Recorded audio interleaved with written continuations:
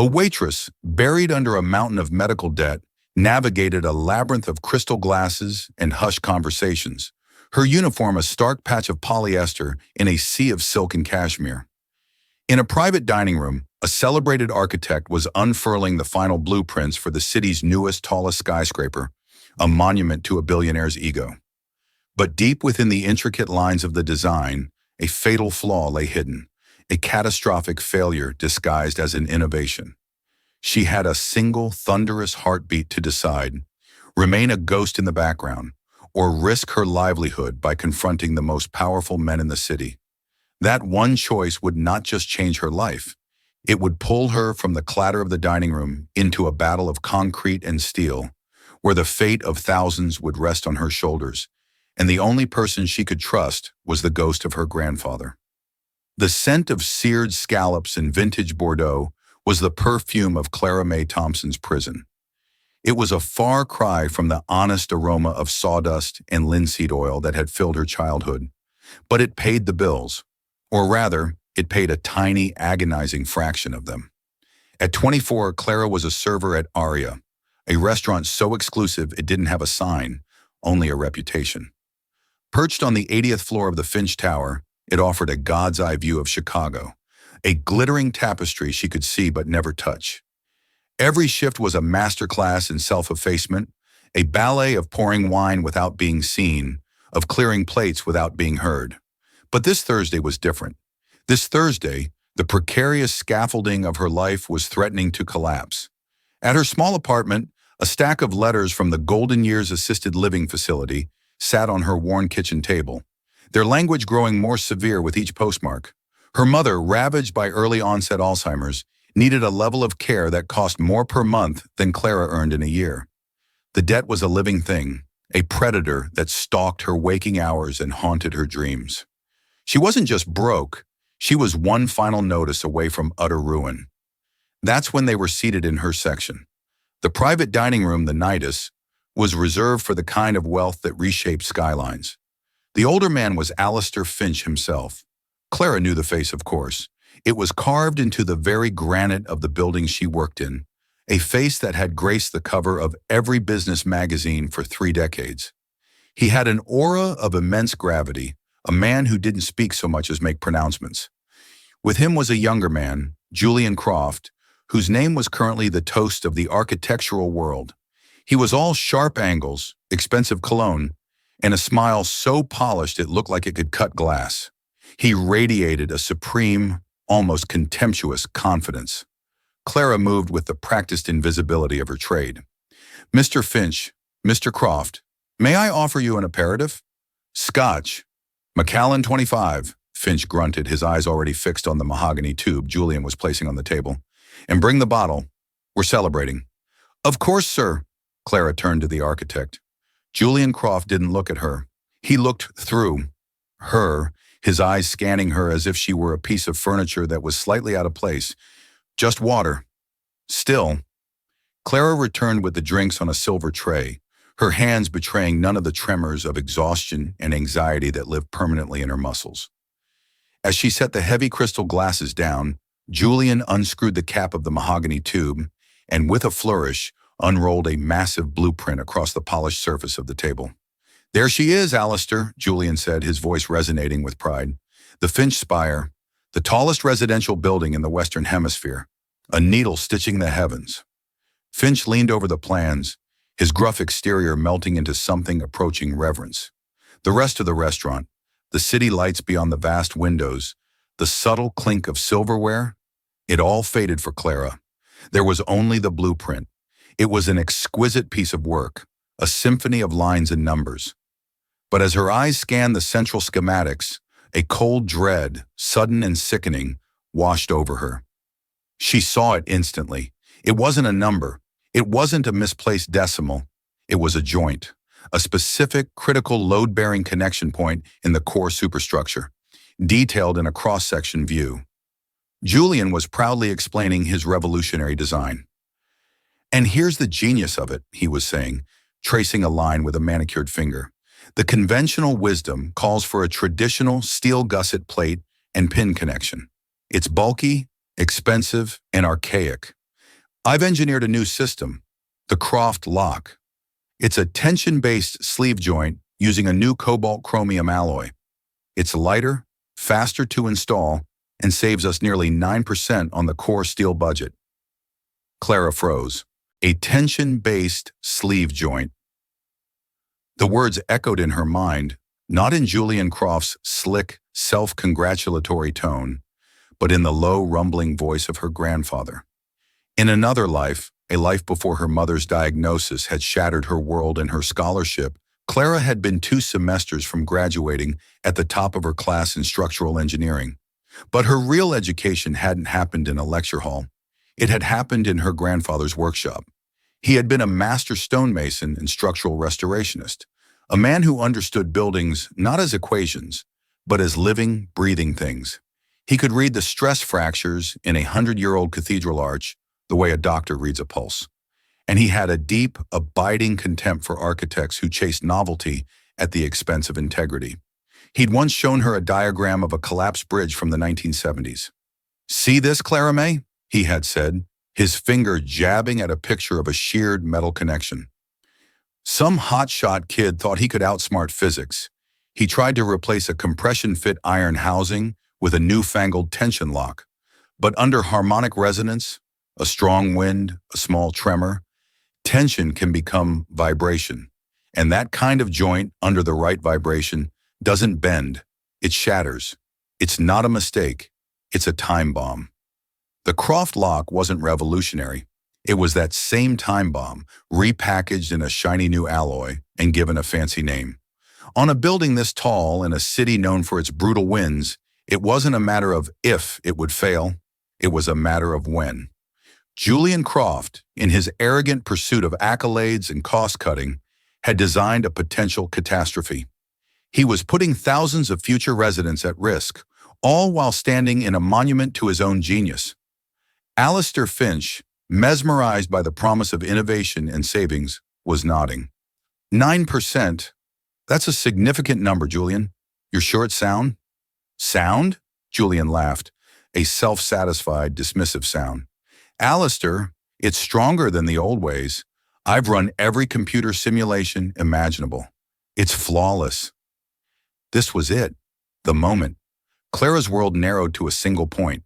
She could retreat to the kitchen, say nothing. Her job was to pour the scotch, not to question the structural integrity of a $2 billion project. If she spoke, they would laugh. They would fire her.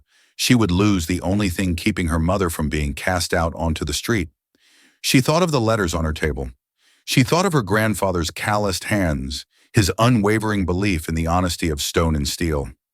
What was the greater risk? Losing her job or living with the knowledge that she let this happen? Her dignity had been sold for tips long ago. But her integrity, that was her grandfather's legacy.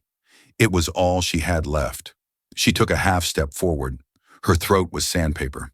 "Excuse me, Mr. Croft." The words were barely a whisper, yet they landed in the quiet room like a dropped tray of glasses. Julian Croft's head snapped up. His smile vanished, replaced by a look of sheer disbelief. "We're in a private meeting. We don't need anything." Alistair Finch didn't look up, his finger still tracing the lines of his future legacy. "What is it?" he asked, his voice thick with irritation. "I said, excuse me," Clara repeated, her voice shaking but finding a sliver of strength. I couldn't help but overhear." Julian scoffed, a truly ugly sound. "Are you serious? You're eavesdropping?" "Alistair, I apologize for the service." He waved a dismissive hand at Clara. "Go." "Your joint," Clara said, the words tumbling out now, unstoppable. "The Croft lock. It's wrong." Finch's finger stopped moving. He slowly, deliberately lifted his head. His eyes were the color of a winter sky over Lake Michigan, and they seemed to suck all the warmth from the room. They pinned Clara to the spot. "What did you just say to me?" The ambient noise of the restaurant seemed to die. The city outside fell silent. "Your tension-based sleeve joint," Clara said, pointing with a trembling hand at the heart of the blueprint. "You're using a cobalt chromium alloy, prized for its tensile strength, but you've designed the building's core to rely on it in a high-resonance shear stress zone. The harmonics from wind shear at that altitude, they won't be absorbed. They'll amplify within the sleeve. It won't just fail, it will shatter. It's a classic case of catastrophic brittle fracture. You haven't designed a skyscraper. You've designed a 120-story tuning fork. Julian Croft's face, which had been a mask of smug superiority, was now a canvas of apoplectic rage, shifting between blotchy red and deathly pale. How dare you? This is the most absurd, unprofessional. Mr. Finch, I insist you have this person removed and fired immediately. She's clearly insane. Clara braced herself. She expected yelling. She expected security to materialize and drag her out. But Alistair Finch wasn't yelling. He was just staring. He stared at the blueprint, then at Clara.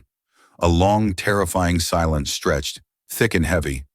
Finally he spoke, his voice dangerously quiet, directed not at Clara, but at his star architect. Julian, is she right? Julian sputtered. Right. Of course not. It's a highly complex model. It's proprietary engineering that a cocktail waitress couldn't possibly comprehend. Is she right? Finch's voice was now a shard of ice. Julian's bravado finally cracked. He paled, unable to form a coherent answer beyond a week. The simulations were conclusive. Finch turned his glacial gaze back to Clara. She met it, her heart hammering against her ribs like a trapped bird. He scraped his chair back, the sound and explosion in the silence. He stood to his full, imposing height. He reached into his wallet, pulled out not 100, but 5 crisp $100 bills and laid them on the table. He looked at Clara, at her worn-out but spotlessly clean uniform, her cheap, sensible shoes, and then back at her fiercely intelligent, terrified eyes. What's your name? Clara May Thompson. Clara May Thompson, he repeated, the name and object he was examining from all angles.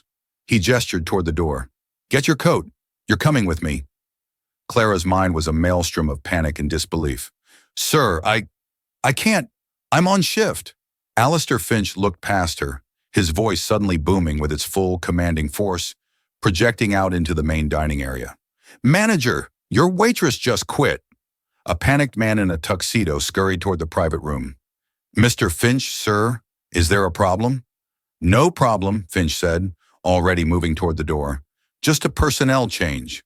He paused and looked at Julian, who stood frozen in humiliation and fury.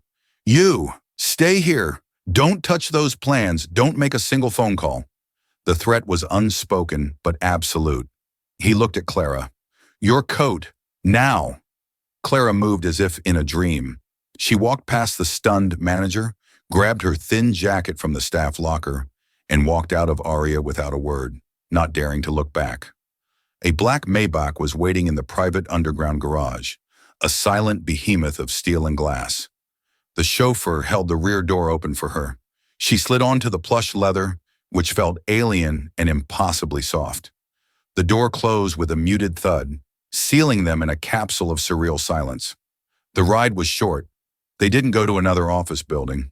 They drove a few blocks to the base of what was currently a colossal hole in the ground, a wound in the heart of the city surrounded by towering cranes and the skeletal beginnings of a concrete core. The construction site for the Finch Spire. The car pulled up to a large modular site office. Finch led her inside.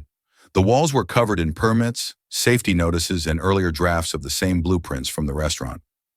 Marcus, Finch barked into an intercom. My office, now.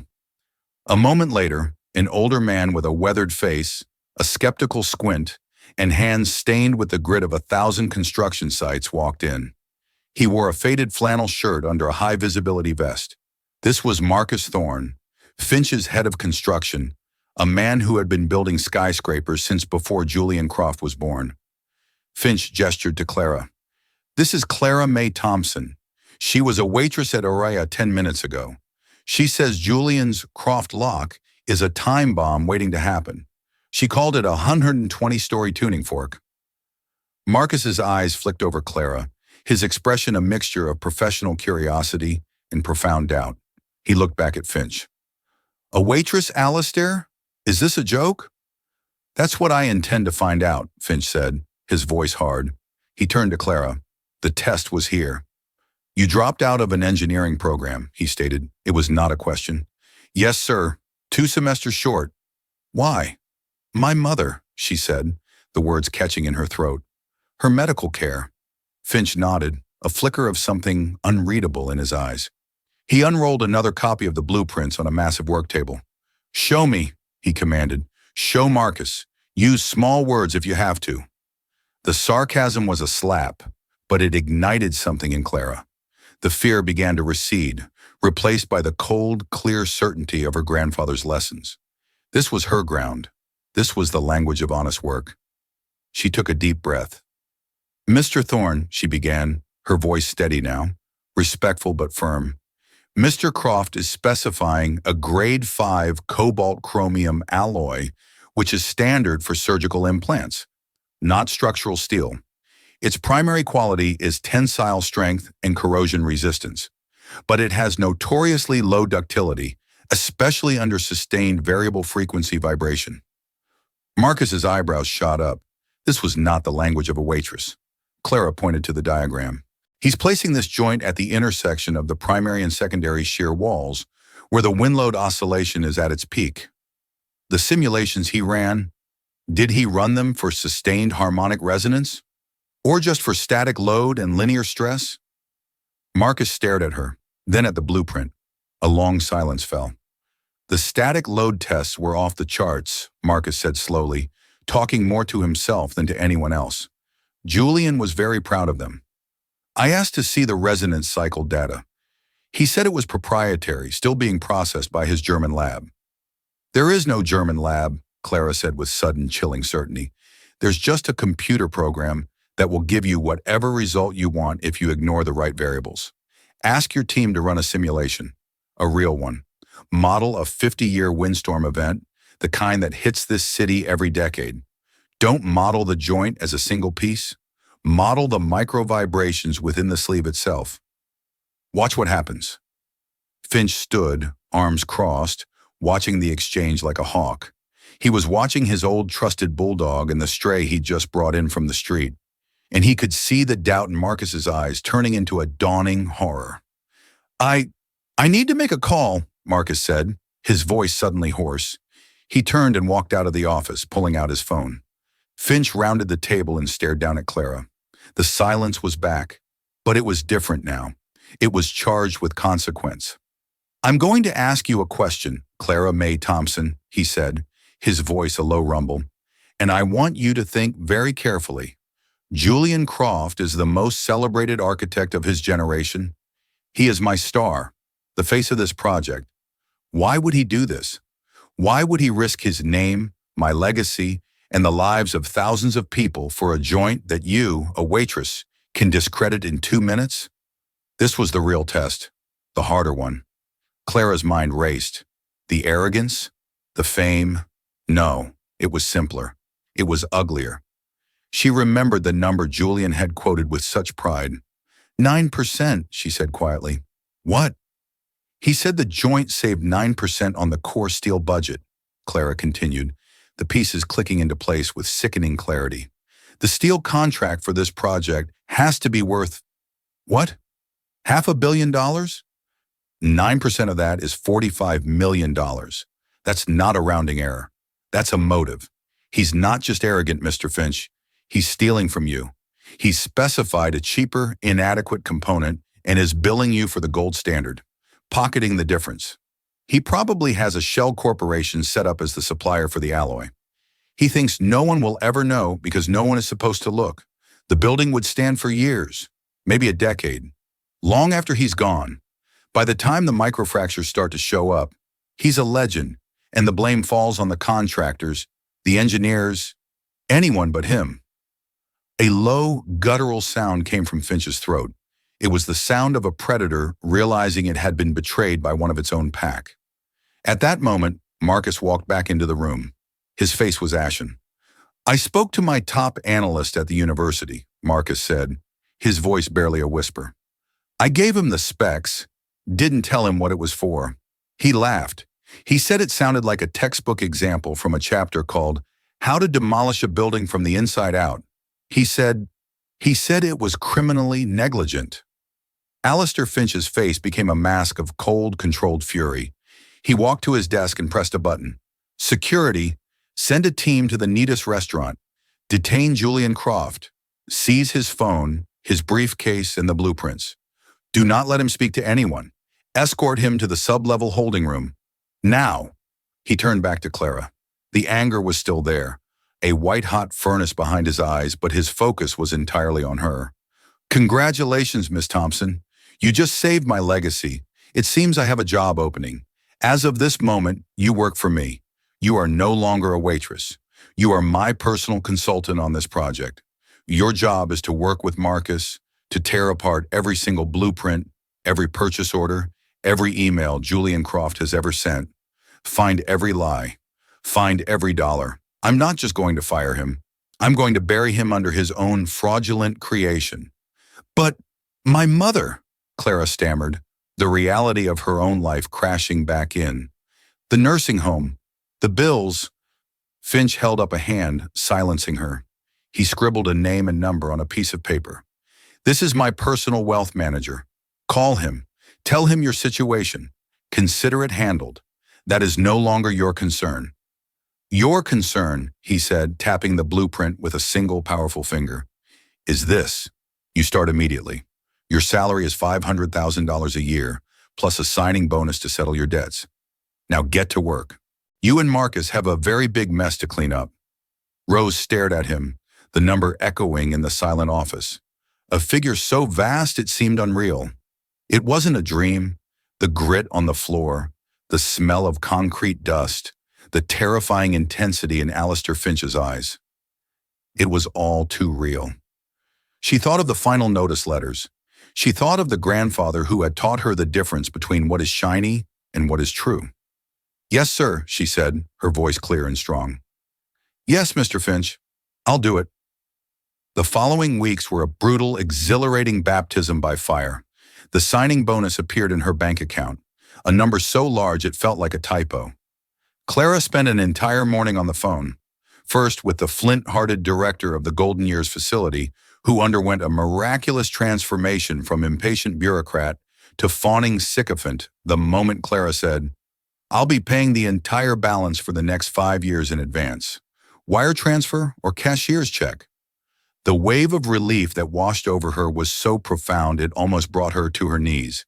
Next, she paid off every other debt that had haunted her, eradicating them with a series of keystrokes. For the first time in years, she was free. Then she was thrown into the war room. Her new office was a large windowless section of the site headquarters, permanently humming with the vibration of heavy machinery outside. She and Marcus became a formidable, if unlikely, team. The old cynical engineer and the young, fiercely focused woman who saw the world in structural loads and stress points.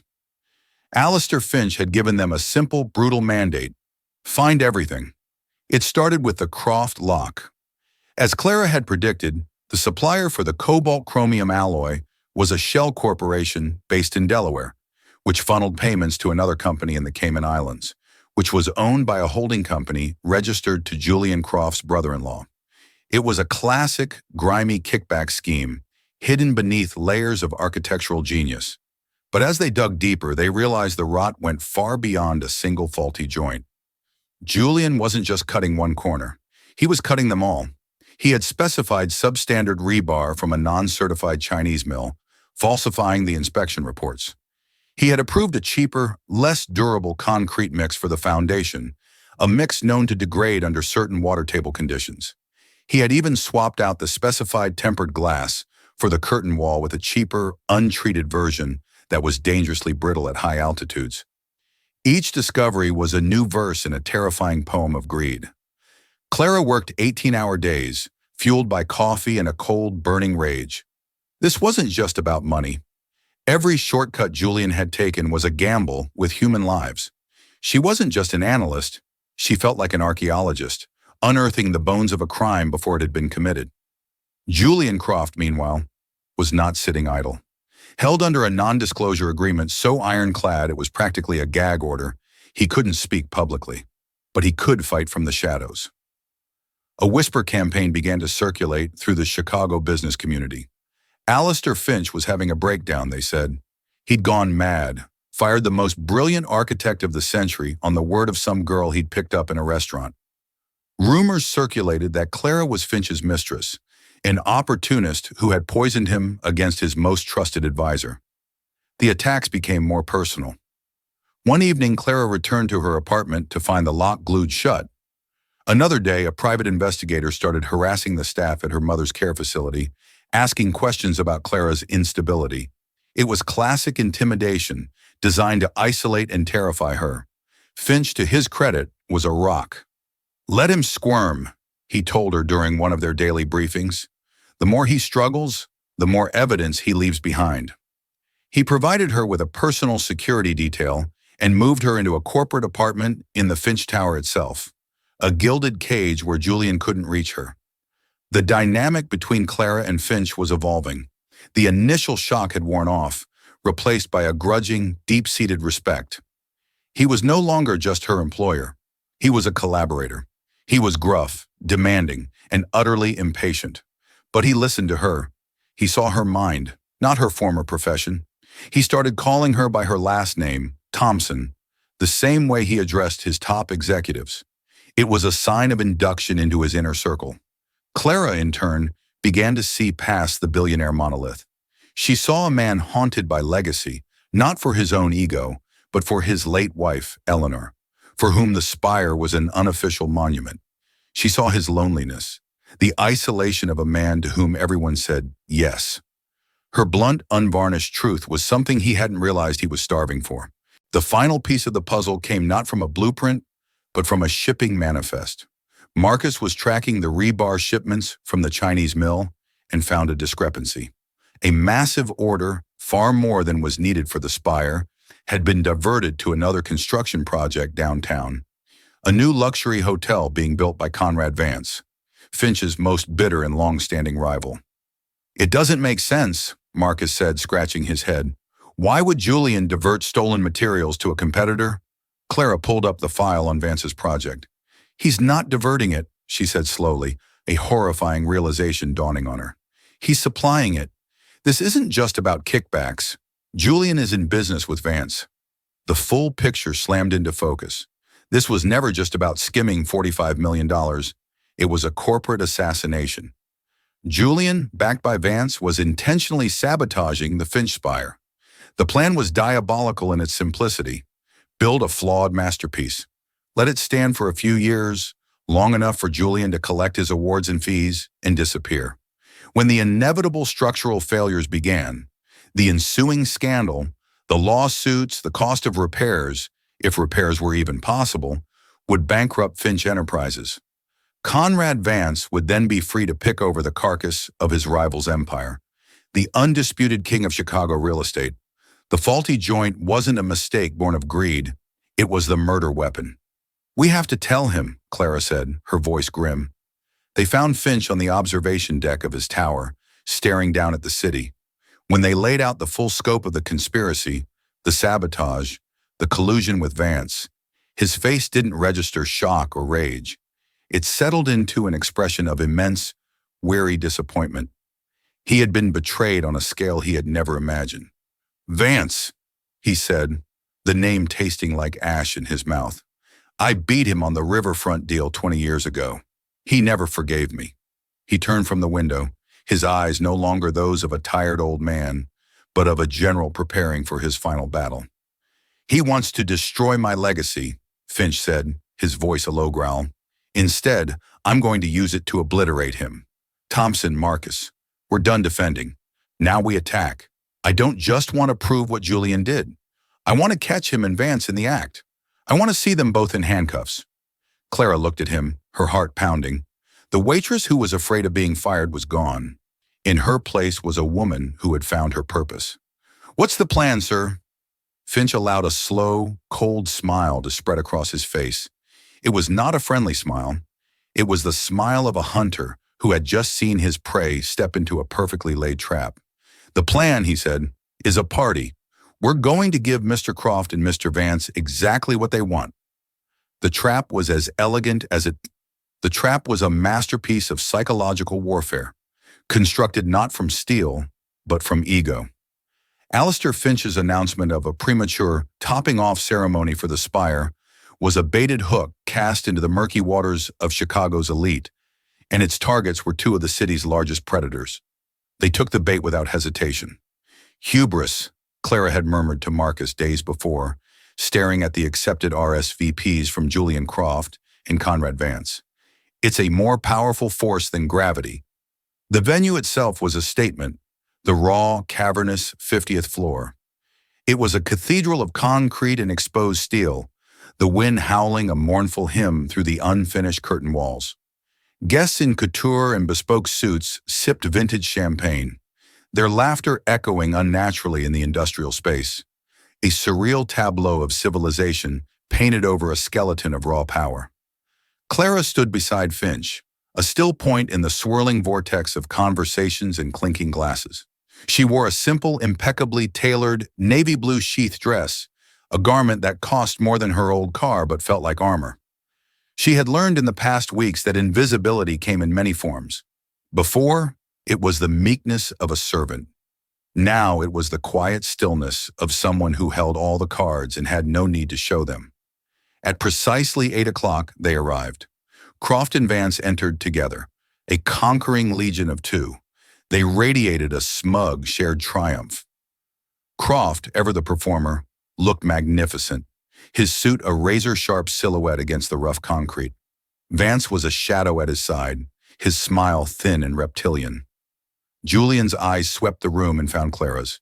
He offered a slow, deliberate smirk, a final, contemptuous dismissal of the waitress. It was the look of a man admiring a piece of roadkill he'd left behind.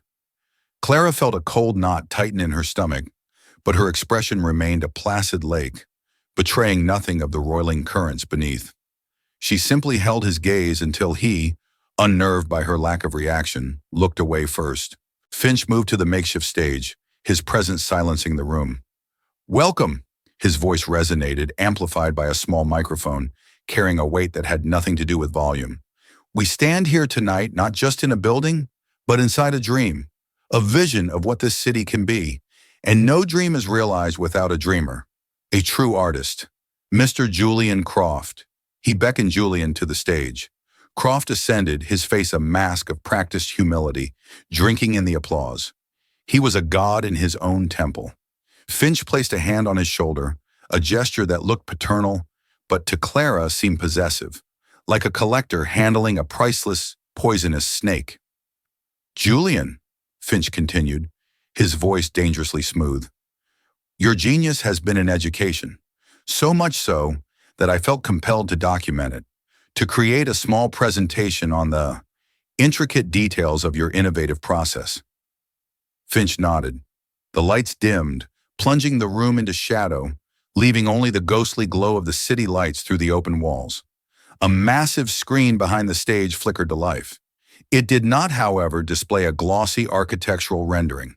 It showed a single, stark document, a wire transfer confirmation from a shell corporation in Delaware to a holding company in the Cayman Islands for $3 million. A confused murmur rippled through the audience. Julian's smile faltered. "A signing bonus, perhaps?" Finch's voice mused from the darkness. "Or a finder's fee?" Another document appeared, a falsified materials inspection report for substandard rebar, bearing a forged signature from Marcus Thorne's department. Then another, the chemical analysis of the concrete mix, cross-referenced with the supplier's manifest, revealing a cheaper, weaker aggregate. It was a slow, methodical dissection.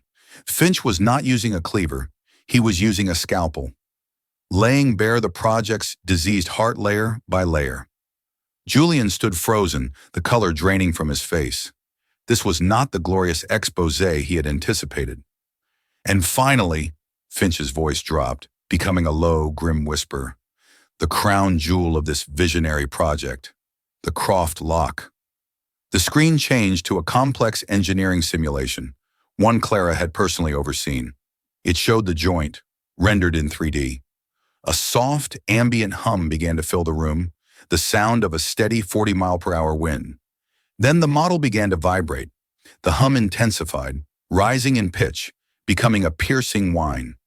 On the screen, Microscopic stress fractures, highlighted in crimson, began to spiderweb across the cobalt-chromium alloy.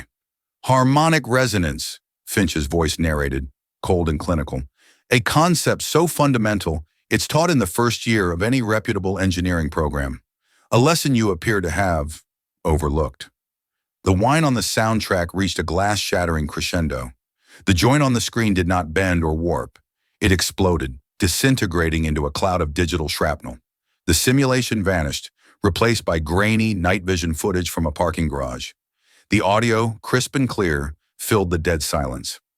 Now, the real payoff is when Finch Enterprises implodes. Julian's voice. And the Croft lock? Vance's. A perfect, invisible time bomb. The lights came up. The silence in the room was absolute, profound. It was the silence of a tomb. Every guest, every titan of industry and city official stared at the stage, their faces a mixture of shock and dawning comprehension. Julian Croft stood as if turned to stone, his handsome features slack with horror. In the front row, Conrad Vance looked like a man who had just witnessed his own execution. Finch turned to Julian, his face a mask of cold fury and deep, weary sorrow. You built your career on a facade, Julian. It seems only fitting that you built my tower the same way. He then looked out at the silent, watching crowd and his gaze fell upon Clara. He gestured to her. My former architect valued innovation over integrity. Fortunately, I found a consultant who values the truth. Clara stepped forward. She did not look at the audience. She looked only at Julian, at the man who had looked through her. Her voice, when she spoke, was not loud, but it cut through the silence with the precision of a laser. My grandfather was a stonemason, she said, the words coming from a place deep inside her, a place of calloused hands and honest dust. He taught me that you can't hide a lie in your work. Sooner or later, the stone tells the truth. The steel tells the truth. The weight of the world always reveals a weak foundation. Julian finally broke, but it was not a lunge of physical violence. It was a desperate, pathetic implosion of ego. You! He hissed, his voice cracking, spittle flying from his lips. A nobody, a waitress. You have no idea what you've done. You don't understand art or vision. You're just a mechanic with a grudge. Before Finch or the approaching detectives could react, Clara took one more step forward. You're wrong, Mr. Croft, she said, her voice dropping to an almost conversational tone, yet it carried an astonishing weight. I'm not a mechanic, I'm a structural engineer, and I understand perfectly. You didn't just design a faulty building, you committed a crime against physics. And physics, she concluded, her gaze as unyielding as granite, always wins. The plainclothes detectives moved in then, their movements economical and grim. As they put the handcuffs on Julian, his final, impotent rage was directed at the man he had betrayed. You old fool, Alistair! She played you! You threw away a masterpiece for the ramblings of a bitter little girl. Finch watched him being led away, his expression unreadable. No, Julian, he said softly, more to himself than to the disgraced architect. You threw it away. I'm just cleaning up the mess. The aftermath was not a controlled earthquake. It was a tsunami. The scandal ripped through the city, a story too perfect to ignore. The billionaire, the star architect, and the waitress who brought the whole glittering edifice down. Clara's life became a surreal blur of headlines and flashbulbs. She was hounded by reporters, offered book deals, courted for television interviews. She became a symbol, a reluctant folk hero. The world tried to recast her in a narrative she didn't recognize. Cinderella in steel-toed boots, Erin Brockovich with a blueprint. They wanted to know about her dress, her love life, her rags-to-riches fairy tale. They were interested in the story, not the science. She refused them all, retreating into the fortress of Finch Enterprises. Her sanctuary was the war room, a place of numbers, stress load calculations, and the quiet, unambiguous language of physics. The legal battle was a grinding, ugly war of attrition. Croft's and Vance's lawyers tried to dismantle her, painting her as an unstable, opportunistic hysteric. They brought up her father's abandonment, her mother's illness, her financial desperation. anything to construct a narrative of a woman who would lie for money and revenge. She met their attacks in a hushed deposition room, not with emotion, but with a calm, staggering command of the facts. She walked them through the metallurgy of cobalt-chromium alloys, the mathematics of harmonic oscillation, and the specific tensile strength of grade 60 rebar versus the fraudulent material Croft had sourced. She buried them in a landslide of irrefutable data. She did not argue, she taught, and in doing so, she annihilated their case. One evening, weeks into the fallout, Finch summoned her to his penthouse. The city glittered below, a sea of diamonds scattered on black velvet. He looked older, the crisis having carved new lines into his face. They both took plea bargains this afternoon, he said, swirling the amber liquid in his glass. Vance rolled on Croft to save himself from the worst of it. They'll both do time. Not enough, but some. He was silent for a long moment, staring out at the skyline he had helped create. I was blind, he finally said, the confession costing him dearly. I wanted to believe in the brilliant young prodigy. I wanted the accolades, the magazine covers. I saw his reflection, and I thought it was my legacy. I forgot to check the foundation. He turned from the window to face her, his eyes filled with a raw, painful clarity. You didn't just save the building, Thompson. You saved me from myself. The old company was purged. The Finch Spire project was halted. Demolition crews were brought in. And in a move that shocked the financial world, Finch ordered the deconstruction of the top 20 floors of the core structure. It was an act of radical, breathtakingly expensive honesty. Alistair Finch did not offer Clara a title like Chief of Staff. Such a role was too small, too conventional. He created something new, a position that was a direct reflection of her. She was made the first ever executive vice president of Project Integrity. Her mandate was unprecedented.